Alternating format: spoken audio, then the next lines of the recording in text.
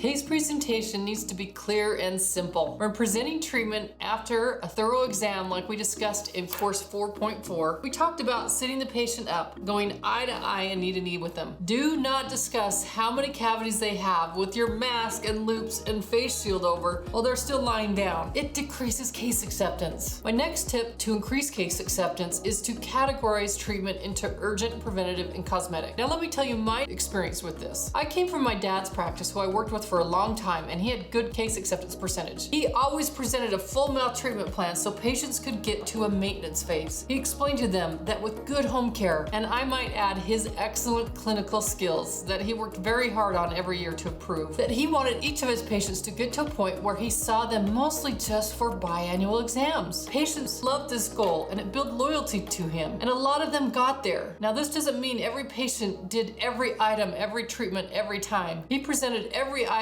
then let them know that they could eat this elephant as fast or as slow as they needed to, even if it was one quadrant a year. But they were going to have a finish date. That worked well, and everyone should keep the principle of a finish date in mind. Assessing their caries risk, adding home care needs, preventative procedures, and good clinical work can get patients there, barring any emergencies. To review, we tried for a full mouth appointment, but if that wasn't possible, then half a mouth. If that wasn't possible, then quadrant appointments. And we always started with a quadrant, the most urgent treatment. Since COVID-19, consumers are very aware of what's urgent and an emergency. So let me present another way of categorizing treatment that may resonate better with you, and I was introduced to after my dad retired. At first I thought it wouldn't work as well with the patients as the example we just discussed, but let me walk you through it. All teeth that needed treatment would be assigned one of three categories: urgent, preventative, and cosmetic. My first thought was, well, no one will ever get around to preventative and cosmetic. This isn't going to work nearly as well. I was wrong, and the reason I was wrong was our secret weapon, Samantha, our treatment coordinator. She did all of the financial arrangements, and I'll get back to Sam in a minute. But for now, let's go on to the exam portion. In the previous course, we offered a free downloadable exam form that has all the teeth numbers and columns with the letters U, P, and C. This is to ensure the doctor puts each tooth into the urgent, preventative, or cosmetic categories. Things that go into urgent categories are teeth that are broken, infected, or decayed. The preventative category is anything that prevents something else, like fluoride, or sealants, or a night guard, or fillings that aren't broken but leaking and decayed that might just look bad, or so large that they can't be replaced with another filling and could break. These things are what the patient gets to decide when to do. We will get to how patients move forward with these things in a moment. The last category is cosmetic. Anything that improves the patient's smile. Whitening, bonding, veneers, ortho could be cosmetic or it could be preventative. Then you give a total fee for each category. Your discussion should start something like this. We found 4 teeth with cavities. By the way, don't say decay or caries. Every person just wants to know how many cavities they have. They are all in the urgent category because they will just get worse, more painful, and more expensive if you wait any longer. We also found 2 teeth that have old fillings that are completely worn out and bacteria is getting underneath them, and they are too big to be replaced, so I suggest putting crowns on them to make them look good, feel good, and last longer. You also have 2 silver fillings that are looking good, and we can change those to white whenever you want to. Let me know. But that I'm going to put in the preventative category instead of cosmetic because these silver fillings can cause cracking and breaking where white fillings don't. With your cavity risk assessments, I agree with your hygienist. We would benefit from a fluoride varnish and from home fluoride prescription toothpaste. Those are both in the preventative category as well. You also mentioned the space between those 2 front teeth bother you. We could fix that easily with some bonding that's not too expensive after a whitening treatment. Unless you want a Hollywood perfect smile, then I would recommend 8 veneers. And we can price that out for you as well. Now let me stop here and tell you this conversation is worth having. People have no idea what cosmetics cost, so price it out for them. They might think veneers is $100,000. When they find out it's only 15, they might find a way to pay for that. You never know. What I do know is that just about every client I have worked out in every state has some crazy story about how some homeless looking person paid cash for a full mouth restoration. If you don't present it, it will never happen. Now you go into the close and say, is there any reason you see why we shouldn't get started? Then discover and address those objections. We discussed those in previous courses. Now comes the secret weapon. When I say dentistry is a team sport, this is one of the reasons I say that. When I took my patient to our treatment coordinator, Samantha, I would download the information and then I would listen to her offer different financial arrangement options. And then she would say something like, you know, doctor's gonna be working on that cavity on the upper right molar smaller and you have a silver filling right next to it, you put it in the preventative category. Would you want that changed out to white while you're already numb in here? I could not believe the patients that said yes. Most of them just to save an additional shot, an injection in the future, or an additional appointment that they wouldn't have to come back to. I was blown away. Then she just added the preventative or cosmetic category procedure to that urgent appointment and made financial arrangements, and boom, done. Case acceptance increased. Was the cosmetic category at a 80% case acceptance? No, it wasn't. But we did do a lot of whitening and way more veneers if we hadn't priced them out for them. So aim for that moon and hit at least some stars by presenting a full mouth treatment plan on every patient every time with a timeline to finish all urgent treatments so they can get to a maintenance phase as soon as possible. Then do not overlook presenting preventive and cosmetic possibilities too. You will capitalize on your existing patients much